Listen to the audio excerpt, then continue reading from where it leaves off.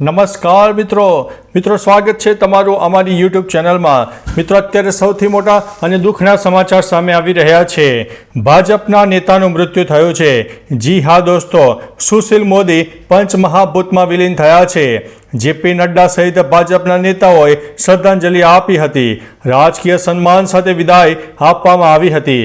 બિહારના પૂર્વ deputy CM Sushil Modi પંચમહાભૂતમાં વિલીન થયા છે। મંગળવારે મોડી સાંજે પટનામાં તેમને રાજકીય સન્માન સાથે અંતિમ વિદાય આપવામાં આવી હતી।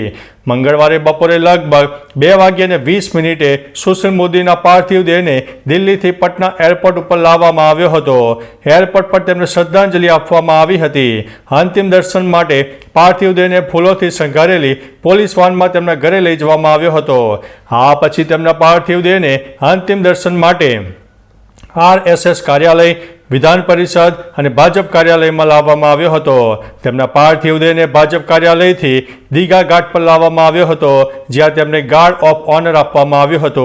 તેમના અંતિમ સંસ્કાર દીઘા ઘાટ પર જ કરવામાં આવ્યા હતા।